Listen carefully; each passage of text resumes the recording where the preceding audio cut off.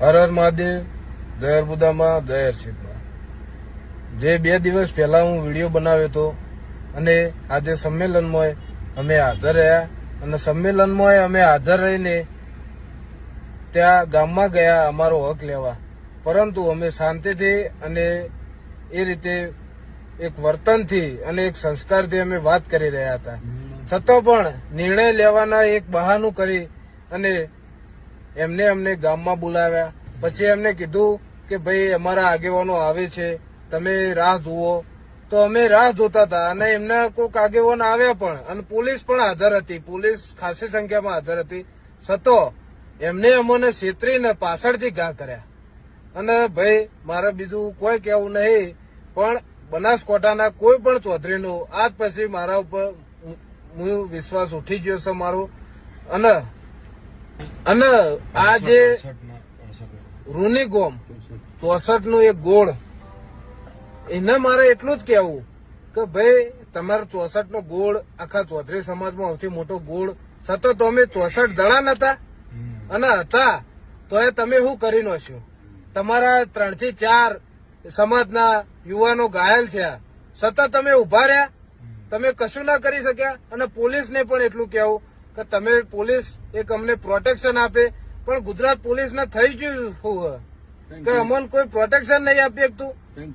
અને tear gas પણ મારા સમાજના લોકો જે મને બચાવવા આવતા હતા એમના ઉપર છોડ્યા. એ તો કઈ રીતની ભાઈ એક પેલું કહેવાય તમારું. બીજું પોલીસનું આજે એક તરફી એક વર્તન જોવા મળ્યું, એનું મને બહુ જ દુઃખ થયું.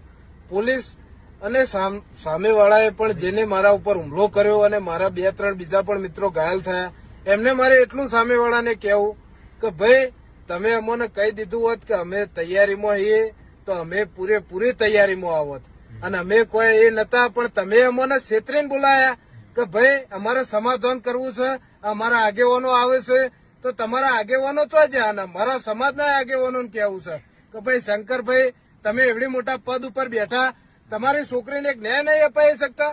અને ન્યાયની વાત તો પણ છોડો, પણ તમારા સમાજના ઉપર પોલીસ અને સામેવાળા સમાજના લોકો છેતરીને હુમલો કરે તો તમે કશું નહીં કરે. અને આ લોહિયાળો મારું આટલું લોહી, મને કશું પણ મારું લોહી વહ્યું એનું એક પણ આટલું પણ દુઃખ નથી. અને મને વાજ્યું એનું પણ દુઃખ નહીં. સમાજ માટે કર્યું હું. દુર્ગાબેન કરીને અમારો એક બેન જે આવ્યો હતો, એમની તમે ગાડી તોડી અને એમને પણ હુમલો કર્યો એમના ઉપર. એટલે મરદ થઈને તમે કોઈક છોકરીને મારો, એક દીકરીને મારો, બેનને મારો, એ કેટલા સુધી યોગ્ય વાત છે? બીજી વાત કે તમે કીધું હોત તો અમે પૂરેપૂરી હથિયાર લઈને અમે અમારી તૈયારીમાં આવત, પણ તમે અમને છેતરીને માર્યા. એટલે એવું ના સમજતા કે અમે કોઈ માર ખાઈને નીકળી ગયા. અમે બધું એક્શન લેવાની તૈયારીમાં જ છીએ. બીજું મારે એ કહેવું કે મીડિયા જે ખોટું ફેલાઈ રહી છે કે પહેલો ચૌધરી સમાજે હુમલો કર્યો, એ તદ્દન ખોટી વાત છે. પહેલો હુમલો યુવાના દ્વારા કરવામાં આવ્યો. પહેલો હુમલો અમારા એક બૂન, એક અમારા બેન પર હુમલો કરવામાં આવ્યો. પહેલા એમની ગાડી તોડવામાં આવી અને તમારા સમાજના એક ઘણા લોકોએ એક બેનને મારી. એવી તમારી મર્દાનગી. અને તમે જે કર્યું એ બરોબર છે, પણ હવે જે થાય ન ભોગવવા તૈયાર રહેજો. જય માતાજી.